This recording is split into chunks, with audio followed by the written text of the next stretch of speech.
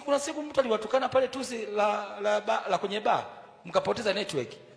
Eti wewe na kachupi kako unaenda wapi? Toka nje. Aliwafumua tusi moja, hafa akaingia kakaa. Wakashinda kumtoa. Umeelewa? Akasema hapa ni kwa Mungu, ni kwako. Na mimi nimekuja kutafuta suluhisho. Unajua jamaa tu tunaelewa. Kila mtu hapa unakuja kanisani na umeacha biashara, si umekuja kwenye suluhisho. Sasa mambo gani ya kuumizana haya? Sasa unapoona ameingia kanisani na chupi, ujue yoyo mtu anahitaji msaada. Na mueleza ukweli. Hana pa kukimbilia. Sasa maana angekimbilia baa mnasema ameharibika zaidi. Ukiona amekimbilia kanisani, huyo mtu tukae naye chini. Afadhali kanisa tuingie gharama, tuchukue 200,000, tukamfanyia shopping. Na kueleza tukimchukua hapa, tukampa na chai, tukakaa naye vizuri. Baadaye tukasema sasa Bwana tunakushukuru. Baada hapa mashemasi mkaunganisha kwa wazee wa kanisa. Wazee wa kanisa nyinyi muongeze hekima ya kuomba, mnaungana nao, mnampokea kwenye gari, tunaenda Nevada pale shop. Mwanangu tunakupenda. Yesu anakupenda zaidi. Chukua gauni hili hapa na hili hapa zuri. Wazee wakasema kwa masita na mashemasi. Yaani mnamshapikia mtu mmoja, mnamshopokia mtu mmoja na hili hapa zuri. Na hili hapa zuri. Alafu na hili kiatu hiki kizuri. Akapea pea zake pale 3 na viatu pea 3. Ataacha wokovu? Si amekutana na Yesu uso kwa uso. Walokole tuache viburi. Tuache viburi cha kuona sisi watakatifu kwa wengine. Hii inatufanya tuendelee kuwa maskini. Hii inatufanya tuendelee kuwa maskini. Hii inatufanya tuendelee kuwa maskini. Kila kitu wewe ndio uko excellent kuliko wengine. Hapana. Hapana. Tunayemuondoa kanisani yule mtu ambaye alikuwa ameokoka siku nyingi, tunaye miaka mingi na anaendelea kufanya unyambilisi. Wewe kwa kweli lazima tumrekebishe. Si kweli? Lakini sio yule ambaye mnameingia hapo na mavarangati. Ukiona amekuja asubuhi na mavarangati yake hapa, mpasuo mpaka hapa. Chupi zote tunaziona. Wewe ndio unataka, Mungu amekuleta kwako makusudi, nataka angalie ni mnyenyekevu au huna mnyenyekevu. Na wewe bahati mbaya huna unyenyekevu, unapoteza baraka zako. Umekuja kwenye ibada unatoka umecharuka. Hamna shetani hapo, ni wewe mwenyewe umefeli. Hamna shetani hapo, ni wewe mwenyewe umefeli. Hamna shetani hapo, ni wewe mwenyewe umefeli. Nataka niseme kwamba mahali ambapo kanisa lilianguka au madhehebu ya Kipentekoste yalipoanguka ni kwa kauli za namna hii hapa. Waliruhusu dhambi ziingie kanisani ili waziondoe dhambi tena zitakapoingia kanisani. Na matokeo yake dhambi zilipoingia kanisani wakashindwa kuziondoa. Leo nataka niseme ukweli. Makanisa mengi ya Kipentekoste ni machafu mno. Makanisa mengi ya Kipentekoste yameoza sana mno. Jumapili ukiangalia watu wanaokwenda makanisani, haya makanisa yanayoitwa ya Kipentekoste, utazania ni makahaba. Utazania ni watu wanaojiuza. Utazania ni watu ambao hawana Mungu ndani yao. Ambavyo unaona mchungaji anasema kwamba watu wenye chupi wafanyeje? Waingie. Sasa matokeo yake nini? Hawa watu wenye chupi wakishaingia kanisani, waliovaa chupi, wanawashindwa kuwabadilisha. Kwa hiyo wanaona hawawezi kuwafukuza kwa sababu wana pesa, hawawezi kuwafukuza kwa sababu wana elimu, hawawezi kuwafukuza kwa sababu kanisa litapungua. Kwa hiyo waendelee kuwemo hawa watu wenye chupi, waliovaa mavazi mabaya. Ndio maana leo makanisa, wewe nenda tu ukasali utashangaa, na wale wanaowasali wanashangaa. Watu walianza kuruhusu vimini vikaingia. Walianza kuruhusu nguo chafu zikaingia. Leo hii nguo chafu nyingi ziko kwenye makanisa yenu, na mmeshindwa kuwatoa watu wanaoingia wakiwa uchi ndani ya kanisa. Mmeshindwa na mmekuwa hamna ujasiri wa kuwakemea watu wa namna hii, wa kuambia kwamba Yesu Kristo hapendi na atamani kuona watu wakiwa uchi mbele za nyumba ya Mungu. Wakati mmoja Mungu alimwambia Musa kwamba hataki kuona utupu wake anapokuwa anasimama mbele zake. Kwa hiyo alimwambia ashone nguo ya ndani ili anapokuwa juu asione utupu wake. Lakini leo watu wanaruhusu watu waingie uchi, Mungu aone utupu wa watu wengine. Kwamba njoo tutawavesha. Lakini je, niulize swali, hao wanaovaa vimini makanisani kwenu mumewavesha? Au wanaovaa nguo ndefu lakini zimekatwa makwapa, wakiinua hivi makwapa yako wazi, vifua viko wazi, migongo iko wazi, mmeweza kuamudu kuwavesha mavazi? Matokeo yake nini? Mmeruhusu uzinzi na uovu, na umetapakaa kwenye makanisa, na Roho Mtakatifu ameondoka kwenye makanisa. Na injili za namna hii ndio injili zilizoleta uovu ndani ya kanisa. Zamani watu hawakuwa wanahubiri hivi. Wakina Lazaro, wakina Moses Kulola hawakuwa wanahubiri hivi kwamba watu kama unaona title pale, chupi luksa kimkakati kanisani. Hawakuwa wanahubiri injili za ovyo hizi. Walikuwa wanakwenda kuwahubiria watu wanaovaa chupi na kutembea hadharani waache kutembea hadharani na chupi. Walikuwa wanaenda kuwahubiri watu walio wenye dhambi waache kuishi kwenye dhambi. Na mtu anakuja anajua kabisa kwamba ninaenda kanisani. Na hakuna mtu mwenye akili timamu ambaye anaweza kuja kanisani akiwa amevaa chupi. Mwenye akili timamu huyu atakuwa ni taira au ni chizi, ameingia na chupi kanisani, au ana ajenda ya kusambaza uzinzi katikati ya watu wa Mungu. Ndio maana makanisa leo yamekuwa na uzinzi, ni wazinzi, wachungaji wazinzi, maaskofu wazinzi, wazee wa kanisa wazinzi. Unakuta mzee wa kanisa naye mzinzi, wainjilisti wazinzi. Kanisa limejaa uzinzi kwa sababu mmeruhusu uzinzi na mmeshindwa kuondoa uzinzi ndani ya kanisa. Uzinzi ulitakiwa upigwe. Watu wanapoingia kanisani wameshatupa uzinzi wao. Lakini leo mnasema waingie tu. Hapana. Anguko la makanisa ya Kipentekoste lilianzia hapa, kurahisisha mambo. Eti tutawasaidia. Anayesaidia sio wewe mchungaji. Wewe umepewa kazi ya kukemea na kuonya. Anayesaidia ni Mungu. Kwa hiyo huwezi ukasema waacheni waje wenye chupi ili tuwasaidie nguo. Sasa unaweza ukamsaidia nguo na akarudi mtaani akazivaa zile chupi ambazo alikuja nazo. Kwa hiyo sio. Na wakati mwingine Yesu anasema, hebu tuangalie hapa katika kitabu cha Luka 14 na ule mstari wa 26. Kama mtu akija kwangu naye amchukii baba yake na mama yake na mke wake na wanawe na ndugu zake waume na wake, naam hata nafsi yake mwenyewe, hawezi kuwa mwanafunzi wangu. Yesu Kristo anasema ili uje kwake lazima kwanza upige hesabu. Yale yote ambayo ulikuwa unayapenda, ambayo yalikuwa yanafurahisha mwili wako, lakini ni makosa, ikiwa ni wazazi, baba, mama wanakusukuma katika uovu, unapoingia kwa Yesu Kristo na bado umeshikiliwa na hivyo vitu vinavyokusukuma kwenye ulevi wa dhambi.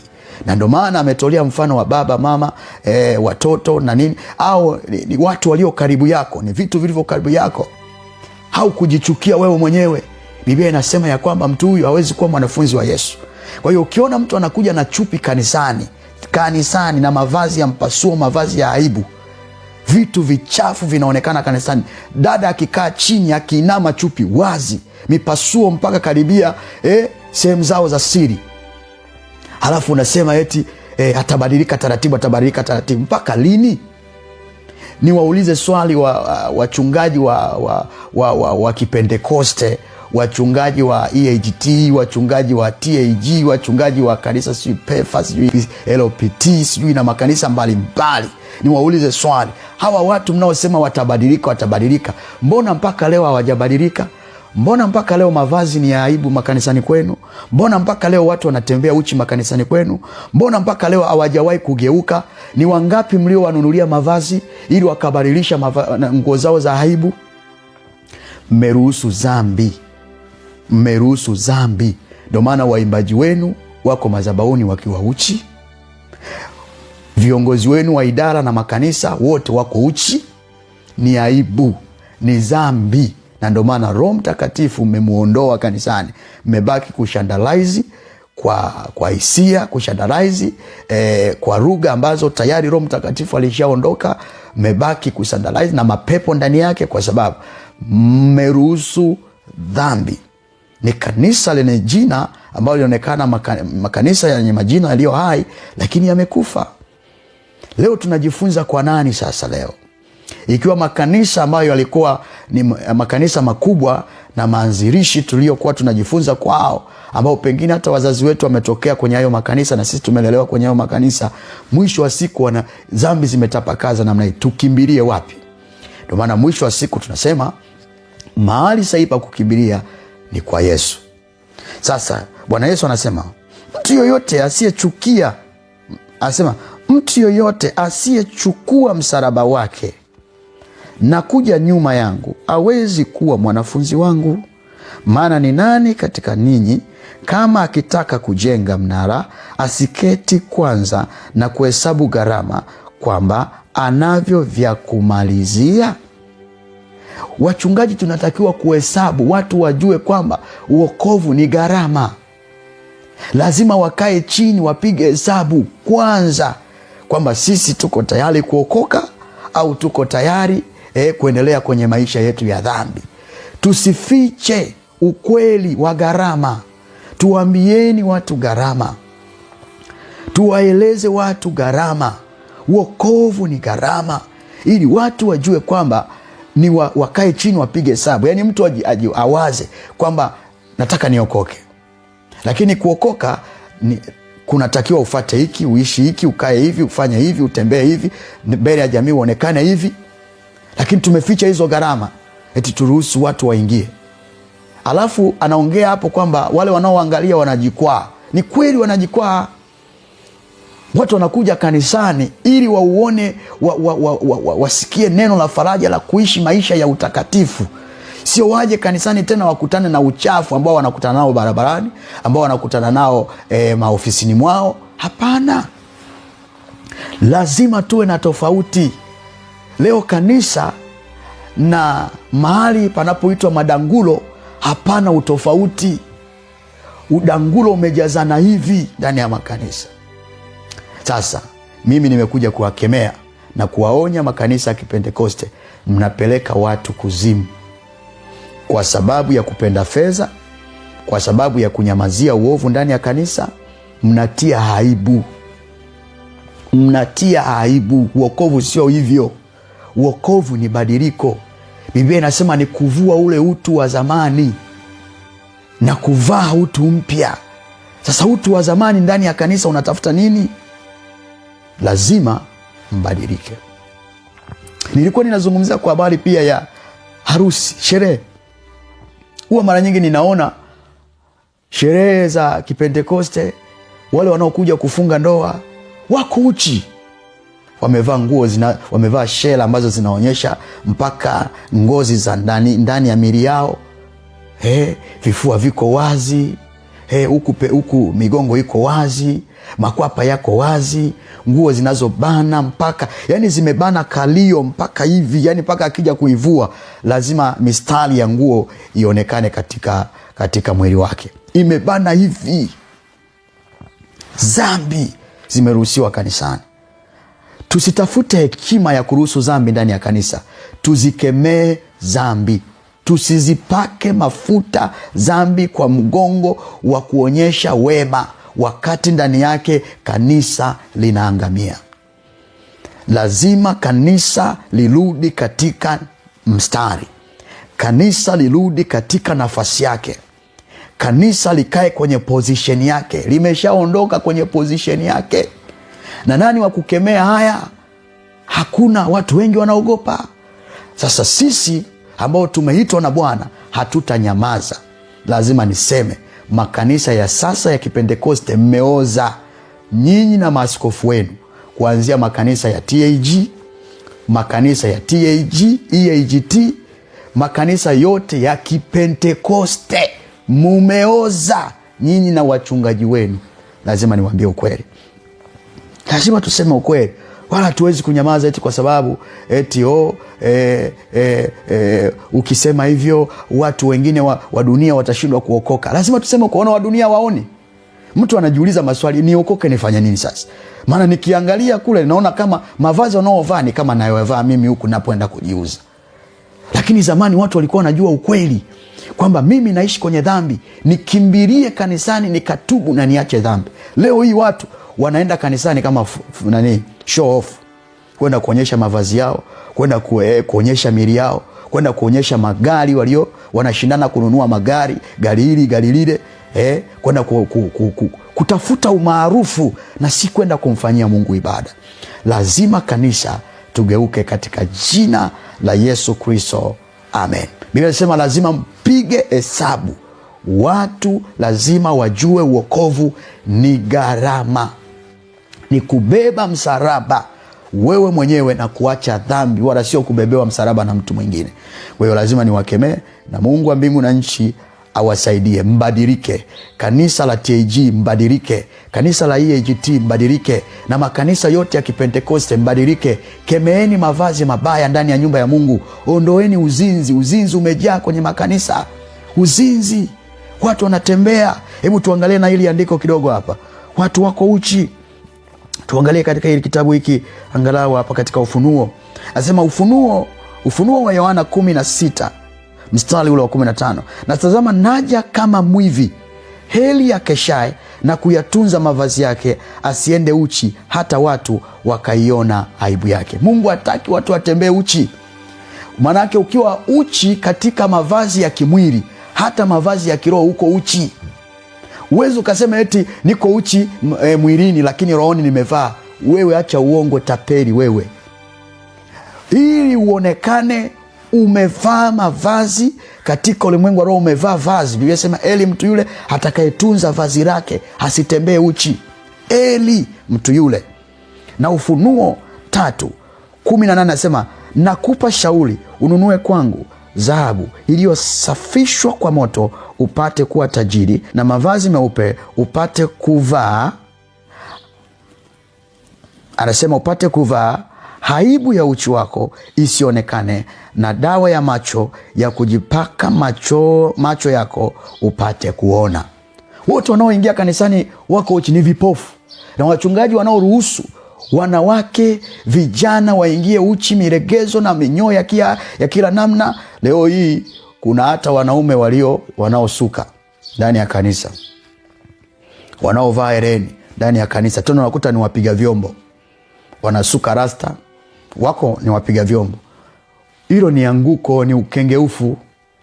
Biblia inasema mwanaume akiwa na nywele ndefu ni aibu.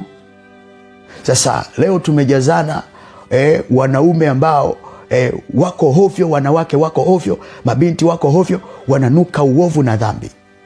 Nimekuja kukemea kwamba mnapeleka watu kuzimu, na watu na maelfu ya wengi wanaenda kuzimu kwa sababu mmeshindwa kukemea uovu. Mmeupaka mafuta. Dhambi haitakiwi kupaka mafuta. Dhambi inatakiwa kukemewa. Mtu anapokuja amevaa chupi, mara moja kuna watu wanakuwa na mavazi attention. Mtu anaingia na chupi tu, kabla hajaingia hata kanisani na chupi. Kuna mashemasi, kuna wasimamizi wa ibada wako pale, kuna kanga. Varisheni watu, baadaye muambie kwa nini tumekuvalisha nguo, kwa sababu mahali hapa ni mahali patakatifu. Hii ni nyumba ya sala, ni nyumba ya ibada. Na Mungu wa mbingu na nchi awabariki. Mtu anapoingia na chupi ni unajisi, ananajisi wengine, na anawaingiza watu wengine kwenye makosa na dhambi. Usiruhusu mchungaji watu wengine na chupi eti mpaka mwende mkawanunulie nguo. Mpaka mtu umeenda kununulia nguo, wale wanaoingia na chupi wameanguka wangapi? Ni wengi. Badilikeni Wapentekoste. Wapentekoste mnanuka dhambi sana, mnanuka uovu, mmeruhusu uovu ndani ya kanisa. Badilika. Yesu Kristo yuaja marongoni. Amen.